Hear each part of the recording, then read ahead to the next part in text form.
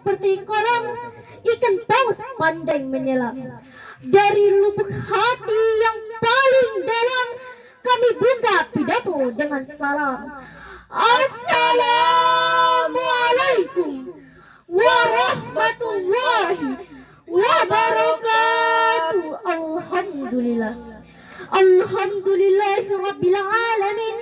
Wassalatu wassalamu ala sayyidil mursalin sayyidina wa maulana Muhammad wa ala alihi wa sahbihi rasulillahi ajma'in, amma ba'du.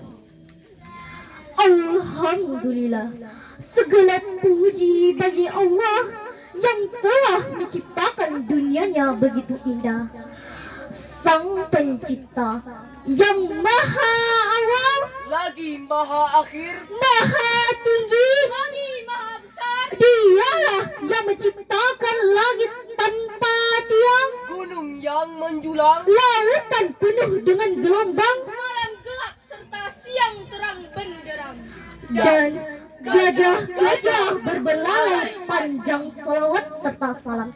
Tak lupa kita curahkan kepada junjungan kita Nabi besar Muhammad sallallahu alaihi wasallam, yang mana telah membawa kita dari alam kegelapan menuju alam yang terang benderang, minaz zulumati ilan nur, untuk menyelamatkan umat manusia di dunia dan di hari kemudian.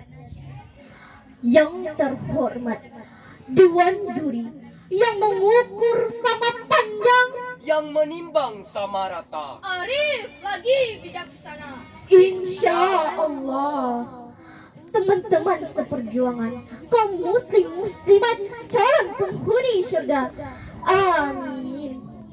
Ramadan merupakan bulan yang paling mulia. Dari 12 bulan, bulan Ramadanlah bulan yang paling agung, bulan turunnya Al-Quran. Biasanya setiap hari kita makan dan minum, tetapi di bulan Ramadanlah kita menahan rasa lapar dan haus. Dari terbitnya fajar sampai terbenamnya matahari, mengingat banyaknya keutamaan yang kita dapatkan darinya, maka dalam kesempatan yang baik ini, izinkanlah kami untuk menyampaikan sebuah syaraat yang telah kami kemas dengan kemasan yang rapi dan terpercaya, dengan judul Hikmah Ibadah Ramadan, sebagai landasan pidato kami dalam surat Al-Baqarah ayat 183 yang berbunyi, A'udzu billahi minasyaitonir rajim. Bismillahirrahmanirrahim.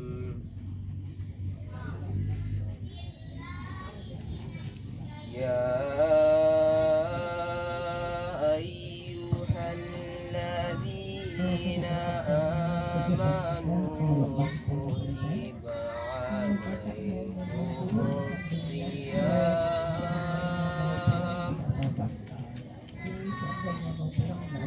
kama kutiba alal ladzina min qablikum la'allakum tattaqun. Aku berlindung kepada Allah dari godaan syaitan yang terkutuk, dengan menyebut nama Allah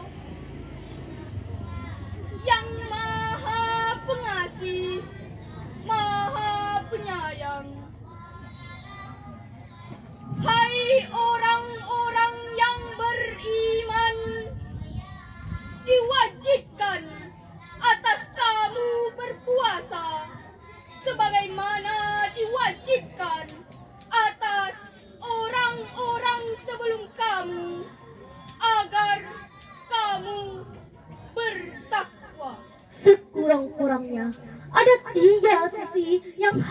kita perbaiki dari ibadah Ramadan kita dari tahun ke tahun. Pertama, memperbaiki keislaman diri kita agar semakin bertakwa. Puasa adalah membina mukmin agar memperkokohkan takwa kepada Allah Subhanahu wa taala. Allah Subhanahu wa taala berfirman dalam surat Al-Baqarah ayat 183 yang telah kami bacakan. 2. Memperbaiki keislaman keluarga. Dalam Islam, keluarga harmonis adalah keluarga sakinah, mawadah, dan warahmah. Diartikan dengan keluarga damai, tentram, penuh cinta kasih atau harapan dan kasih sayang. Hal ini telah menunjukkan kepada kita bagaimana menjaga keluarga, keislaman keluarga. Sebagai contoh, beliau suka menghabiskan waktu bersama keluarga dan selalu mengingat keluarganya untuk tetap berada di jalan yang benar.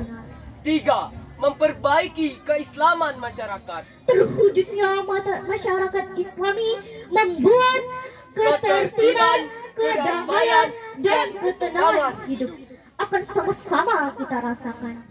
Bahkan hidup jadi terarah pada nilai-nilai kebenaran dan sangat kecil peluang manusia untuk melakukan kemaksiatan karena masing-masing orang seharusnya bisa menahan diri. Ada 4 bentuk pengendalian diri yang harus selalu kita lakukan dalam hidup ini yang kita hasilkan dari pembinaan dalam ibadah Ramadan, khususnya puasa. Pertama, mengendalikan lisan dan ucapan yang tidak dibenarkan oleh Allah Subhanahu wa taala dan Rasulnya. Pengendalian lisan menjadi salah satu tolak ukur iman yang berkualitas. Iman yang berkualitas itu membenarkan dengan hati, mengucapkan dengan lisan, mengamalkan dengan perbuatan. 2. Pengendalian nafsu biologis. Karena itu, zina merupakan sesuatu yang sangat bisa, yang mendekatinya saja sudah tidak dapat dibenarkan. Allah Subhanahu wa taala telah menegaskan dalam surat Al-Isra ayat 32 yang berbunyi, ولا تقربوا الزنا إنه كان فاحشة وساء سبيلا. Dan janganlah kamu mendekati zina. Sesungguhnya zina itu adalah perbuatan yang keji dan suatu jalan yang buruk. 3. Mengendalikan nafsu makan dan minum sehingga hanya mengkonsumsi sesuatu yang halal, baik dari sisi jenisnya maupun cara mendapatkannya. sebagaimana firman Allah dalam surat Al-Maidah ayat 88 yang berbunyi, وَكُلُوا مِمَّا رَزَقَكُمُ اللَّهُ حَلَالًا طَيِّبًا وَاتَّقُوا اللَّهَ الَّذِي أَنْتُمْ بِهِ مُؤْمِنُونَ.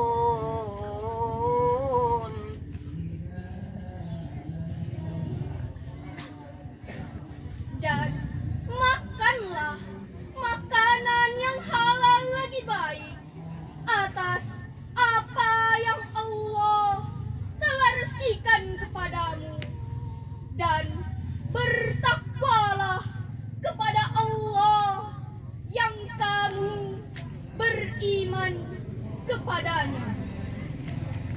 4. Mengendalikan emosi. ibadah puasa mendidik kita menjadi orang-orang yang bersabar. Karena itu, pengendalian emosi merupakan sesuatu yang harus kita hasilkan dalam ibadah puasa. Dr. Yusuf Al-Qadai dalam kitabnya Al-Ibadah Fai Islam mengungkapkan ada 5 rahasia puasa yang bisa kita buka untuk selanjutnya bisa kita rasakan kenikmatan dalam ibadah Ramadan. Pertama, menguatkan jiwa. Manusia yang didominasi oleh hawa nafsunya berarti tidak memiliki jiwa yang kuat. Dengan jiwa yang kuat, derajatnya menjadi tinggi seperti layaknya malaikat yang membuatnya mampu mengetuk dan membuka pintu-pintu langit hingga doanya dikabulkan. 2. Mendidik kemauan. Puasa mengajak seseorang untuk memiliki kemauan yang sungguh-sungguh dalam kebaikan meskipun banyak kendala. 3. Menyehatkan badan. Di samping kekuatan rohani, puasa yang baik dan benar juga memberikan pengaruh positif berupa kesehatan jasmani.